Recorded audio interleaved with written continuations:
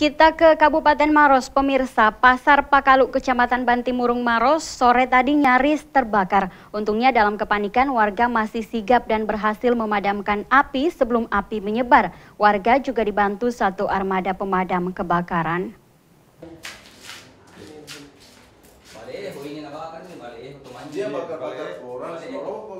Kebakaran di pasar tradisional Pakalu, Maros ini terjadi hampir bersamaan di dua titik berbeda. Pada pukul 11 waktu Indonesia Tengah, titik api tiba-tiba muncul di kantor pengelola pasar yang sudah 2 tahun tidak difungsikan. Kemudian berselang 5 menit, titik api juga muncul di kompleks pasar. Warga sempat panik. Untungnya warga segera dengan sigap memadamkan api dengan peralatan seadanya. Tak lama berselang datang pula satu armada dari Dinas Pemadam Kebakaran Kabupaten Maros.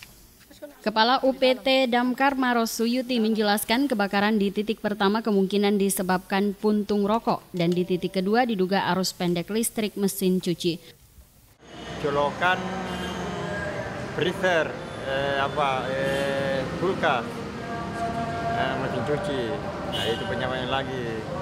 Hanya kita disuruh standby di sana, tapi namanya kita punya protes selesai penyiraman. Nah, kita harus laporkan kembali di Mako. Itu produknya itu. Kantor yang terbakar telah 2 tahun tidak digunakan, sedangkan rumah yang menjadi titik kedua di dalam kompleks pasar sedang ditinggal pemiliknya. Dari Kabupaten Maros, Ansar Tomaru, GoTV memberitakan.